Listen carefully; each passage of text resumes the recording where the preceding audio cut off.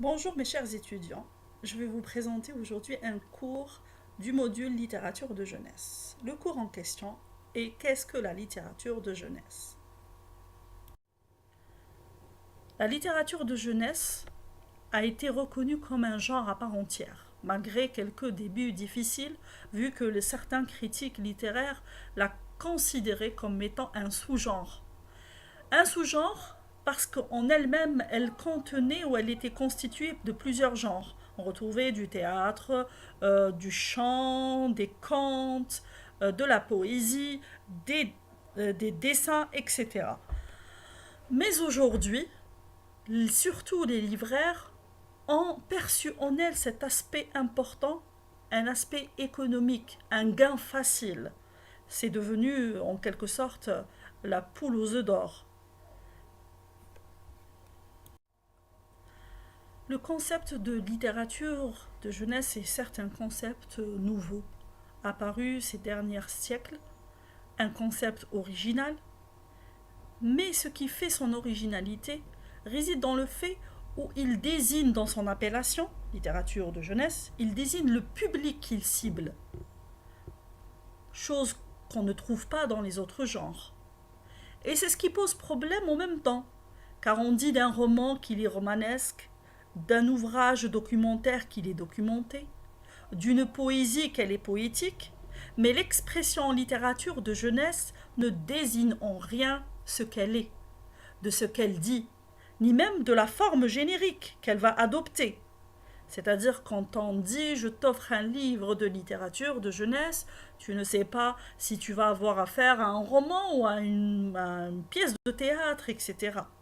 Elle privilégie un élément extérieur, étranger, et hétéronome, c'est le lecteur. Elle cible le lecteur. C'est le point de départ, le fil conducteur de chaque auteur.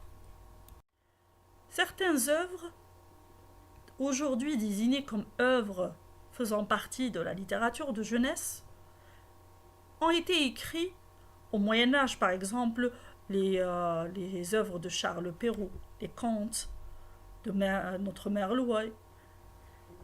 Ils ont été écrits dans une période où le concept même de la littérature de jeunesse n'existait pas. Parce qu'à l'époque, on ne pensait pas écrire pour des enfants, mais on écrivait pour tout le monde. On s'adressait aux adultes autant qu'aux enfants. Le premier livre destiné aux enfants, Les aventures de Télémaque, en 1699 de Fénelon. Fénelon était un précepteur, il se chargeait uniquement de faire l'éducation des enfants de la royauté, des princes, etc.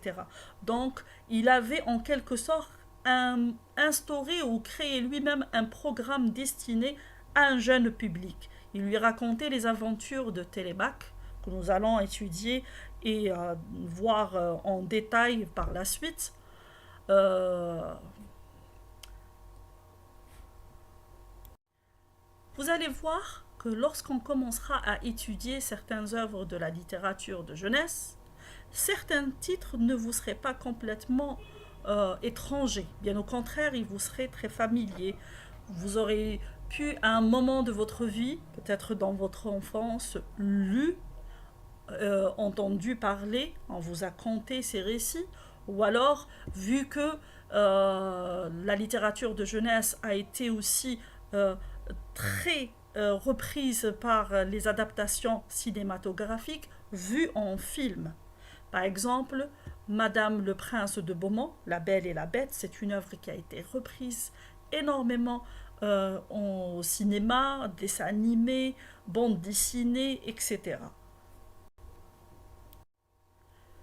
Les œuvres qui ont précédé même le concept, c'est-à-dire qui ont été écrites au passé, qui se retrouvent aujourd'hui classées, parce qu'à un certain moment, certaines personnes ont trouvé qu'il était important de les faire étudier à nos enfants, de faire en sorte que nos enfants lisent, connaissent ces personnages parce qu'ils étaient très instructifs. Par exemple, Jean-Jacques Rousseau qui conseillait de faire découvrir aux enfants des personnages comme Don Quichotte, comme Gulliver et comme Robinson Crusoe.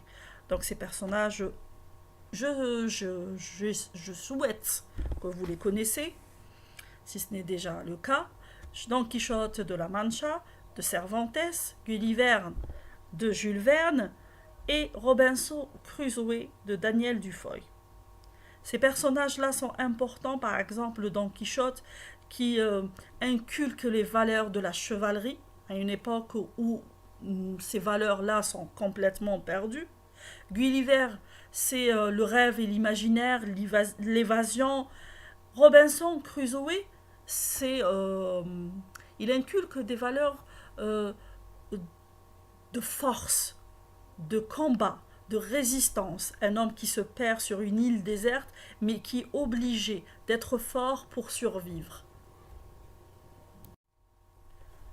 Désormais, la littérature de jeunesse ne comptait pas seulement sur certains auteurs qui s'étaient donné comme mission d'écrire pour les jeunes. Certains éditeurs avaient mis en place et avaient investi dans des libraires spéciales enfants. Par exemple, les éditeurs Louis Hachette, d'abord spécialisé dans les manuels scolaires, investit dans l'édition de loisirs à partir de 1850. C'est le développement des voyages, lors de ces voyages, que l'idée lui est venue d'implanter des kiosques dans les gares, dans lesquels il vendra à partir de 1853 7 collections destinées aux voyageurs, dont une à la découverte, Rose, durera avec des auteurs tels que la comtesse de Ségur, dont vous voyez l'image et vous connaissez les malheurs de Sophie. Qui ne connaît pas les malheurs de Sophie? Appelée par la suite Bibliothèque Rose. Elle est depuis rénovée régulièrement et continue à connaître un succès jusqu'à nos jours. Tout le monde connaît la Bibliothèque Rose. Si la littérature de jeunesse connaît un grand succès, c'est bel et bien grâce à l'explosion de l'image épinale. Alors l'image épinale, c'est l'impression en série.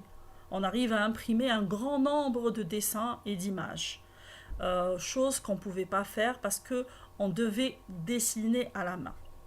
Alors les images épinales et des recueils de contes en images, aussi bien que des recueils de textes patriotiques. Après 14-18, c'est la période de la Première Guerre mondiale. Relance l'intérêt pour la lecture et du même coup pour ce qui deviendra l'ancêtre de la bande dessinée. Alors, l'ancêtre de la bande dessinée, il y avait plus de textes que d'images. La bande dessinée, elle a évolué, on trouve plus d'images que de textes.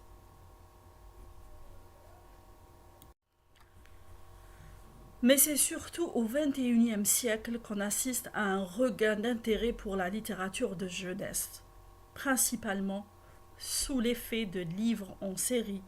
Alors tout le monde connaît le succès et a assisté au succès des œuvres ou de la saga Harry Potter. Cette série ayant redonné le goût de la lecture à certains enfants et même aux adultes, d'autres auteurs ont vu les ventes de leurs livres augmenter, mais aussi parce qu'il y a un essor du choix et de créativité chez les nouveaux auteurs de jeunesse. La Corée s'impose en même temps comme un des principaux acteurs du marché grâce à la richesse et à la diversité de ses illustrations. On parle des mangas. Ce premier cours nous a permis de vous présenter un nouveau genre littéraire et de vous familiariser avec la littérature de jeunesse.